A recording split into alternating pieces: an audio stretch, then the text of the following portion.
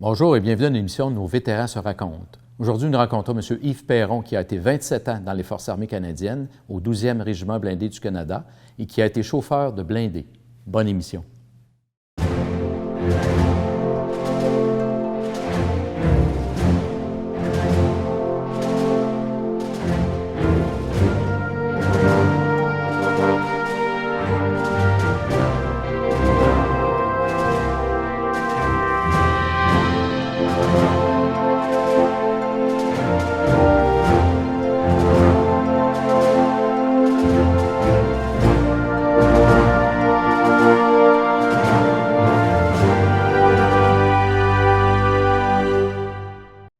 M. Perron, bonjour. Bonjour, M. Fournier. M. Perron, vous avez fait une carrière de 27 ans dans le 12e Régiment blindé du Canada. Oui. Vous avez voyagé, vous avez fait des missions. Mais avant tout, parce qu'on a hâte de savoir ça, mais je veux savoir, qu'est-ce qui vous a amené à vous joindre aux Forces armées canadiennes, à aller au centre de recrutement? Comment c'est arrivé, ça? Bien, c'est parce que dans ma petite jeunesse, j'ai commencé à côtoyer les cadets de l'armée Ouais. à Saint-Hyacinthe. Puis avec toutes les expériences d'exercice, tir au fusil, ça m'a amené une lumière. Là, oh, il faut que j'aille essayer ça. Puis après avoir fait 2 ans avec les cadets, puis justement, j'ai transféré avec la milice, la réserve de Saint-Hyacinthe, qui est un peu plus vraiment militaire. Alors là, j'ai été 1 an et demi avec l'exercice, puis tout ça, là, ça m'a amené encore plus allumé. Fait que j'ai demandé un transfert pour la régulière, ce que j'ai eu. Puis j'ai commencé en 1977. Mon cours de recrue, c'était le 77-16, en avril. Ouais. J'ai été accueilli à la super base de Saint-Jean. Ouais. Dans ce temps-là, il n'y avait pas la super méga base, la super building. Ouais, c'était vraiment des vieilles bâtisses. Ouais. Puis une note de poussière, des inspections, ils goûtaient. C'était difficile, là. Ah, c'était difficile, mais c'était le fun. Ouais. Parce que veux pas, c'est un travail de groupe. Tu peux pas être vraiment individuel. Quelqu'un qui veut se rendre individuel dans l'armée, il se sent seul parce que personne ne va l'aider. Chacun se trouve des affinités. Quand tu rentres, tu connais pas tout le monde. Moi, j'étais bon pour passer. Or donc, il y en a un qui faisait mon ménage de tel. Mettons que j'étais sa tâche des toilettes, nettoyer les toilettes. Mais lui, il prenait ma tâche, puis moi, je repassais ses culottes, ses chemises. Tu sais, on s'échangeait toutes sortes de petites tâches de même. Puis ça fait un travail d'équipe, puis c'est bien plus facile parce que si tu fais juste toi-même, tu n'arrives pas à tout faire. Oui. Et puis là, vous étiez à Valcartier. Dans ce temps-là, c'était en Saint-Jean. Le cours de recrue. Oui, par la suite. Un coup de notre cours de recrue est terminé. Là, on se dirige dans les unités. Il y en a qui sont ingénieurs, fantassins ou tout ça. Ouais. Là, on s'en va vraiment à l'unité où on va appartenir. Comme moi, c'était au 12e régiment blindé à Valcartier. Oui. Là, tu t'en vas là, tu retournes une nouvelle recrue, parce que là, tu n'as aucune notion du blindé, de tous les véhicules. Là, on tombe vraiment avec les véhicules, les communications, apprendre à vivre en hiver, apprendre à vivre seul dans le bois. Ouais. Tu as des cours, là, tu en as au moins pour 2 ans, là, juste en cours. Avec là, le régiment blindé. avec le régiment. Puis à ce moment-là, vous êtes annoncé comme chauffeur. Quand on débute, ils nous montrent la base de tous les véhicules. Tout dépendamment avec quel escadron tu vas être muté, parce qu'après ça, des escadrons chars, des escadrons de reconnaissance, des escadrons de logistique. Ben, la première année, moi, j'ai été chanceux, j'ai été dans un escadron de reconnaissance. Or donc, je chauffais une ferrette. Une ferrette, c'est le petit véhicule ici, vert. Oui. C'est 2 roues, c'est tout petit, c'est minuscule. Puis ça pèse 4 tonnes. Puis j'ai eu la chance de monter à premier exercice à Gagetown comme chauffeur. Tu es assis sur le long, le steering au plafond. Puis c'était toute une expérience. C'est un véhicule qui n'existe plus aujourd'hui dans les forces. OK. Puis par la suite, après ce petit véhicule-là. Après ce petit véhicule-là, là, ils nous ont emmenés sur les Cougars. Là, c'était un autre peu plus paire de gros. manches. C'est plus gros, c'est un gros canon. Ensuite de ça, c'était sur le Léopard. Ouais. Mais entre-temps, j'ai eu des jobs comme logistique pour chauffer des 5 quarts de tonnes, des 2 tonnes et demie, des 5 tonnes, tout dépendamment avec qui tu es attaché, pour ramener les rations, aller chercher les épiceries quand on est en exercice. Il faut aller se remplir de matériel qu'on a besoin, de rations. Ça, c'était à Gagetown, Valcartier. Gagetown, oui. Puis je l'ai fait à Suffield dans le temps, j'étais à Calgary. Oui, vous étiez à Calgary aussi. Oui. Fait que là, vous avez quand même été dans des blindés là, assez gros. Là, oui, chauffeur. le Léopard. C'était le Léopard le plus gros. Oui. OK. Par la suite, arrivent des missions. Vous êtes militaire. Comment ça arrive, ça? On vous oblige ou on vous dit, voulez-vous aller en mission? Comment ça fonctionne? Ce qui arrive à ce moment-là, c'est que s'il y a une mission de paix qui est ouverte, comme Chypre, ça faisait déjà quelques années que ça existait, ça, c'est des rotations de régiments. Tel régiment va passer à tous les années ou à tous les 2 ans. Là, le 12e RBC, cette année-là, était dû pour y aller pour 6 mois. À Chypre. À Chypre, en 1983. OK. Or donc, parce qu'un régiment, tu n'as pas juste les chauffeurs de blindés ou les tireurs de blindés, tu as le personnel attaché avec. On a des médicales, Ouais. on a du personnel qui travaille à communication, en finance, en administration, même nos mécaniciens suivent. Tout le monde s'en va là, on est un groupe, on part 350, 400 personnes, on remplace le régiment que ça a là, parce qu'il y a tout le temps 15 jours avant un premier départ qui se fait avec moins de personnes, il remplace les postes clés, puis ensuite de ça, le régiment suit. On fait notre 6 mois là, puis il y a une autre rotation qui arrive. Qu'est-ce qui s'est passé à Chypre, là? C'était quoi? À Chypre, moi, j'ai été sur des postes d'observation. J'ai été 2 mois chauffeur du postal, parce que là-bas, qu'est-ce qui est important, c'est le postal. Les lettres pour les gars, t'es 6 mois partis.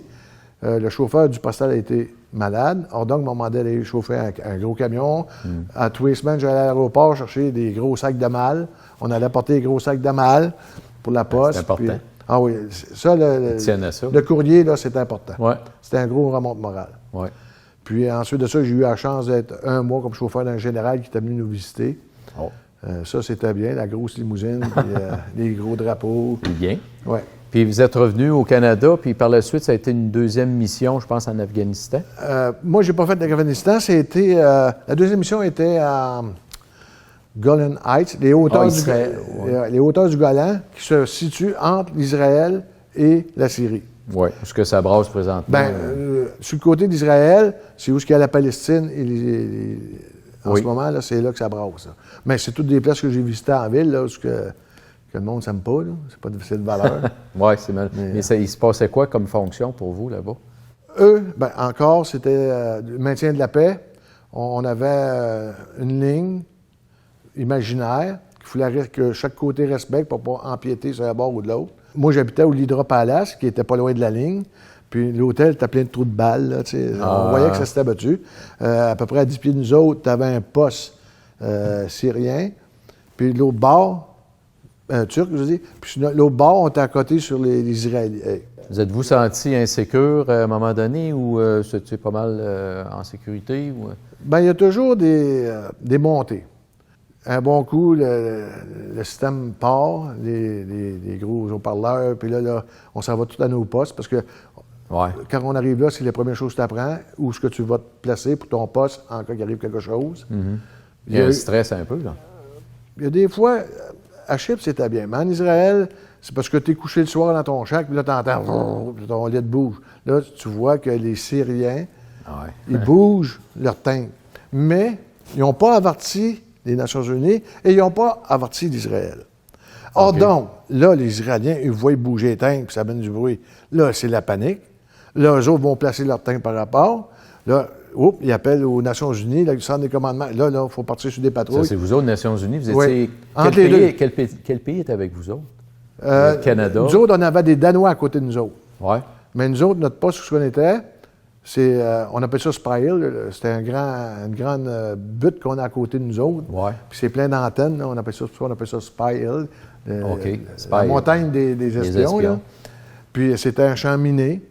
Eux autres laissaient aller leurs vaches là-dedans. Puis une fois de temps en temps, il y avait une vache qui marchait sur une mine. Puis on était assis, bang. Mais il fallait répondre pour ce qu'il y avait à bouger les tanks pour rien. Il fallait aller voir d'un bord, aller voir de l'autre. C'est plus désertique. Eux autres se promènent, tu as 1 ou 2 bergers, mais ils ont des troupeaux, de moutons. Là, il y a une brebis qui s'égare, puis elle traverse la ligne. Or donc, l'autre, il veut mettre la main sur la brebis. L'autre veut revoir sa brebis. Là, les familles s'en mêlent, ça se tire des roches.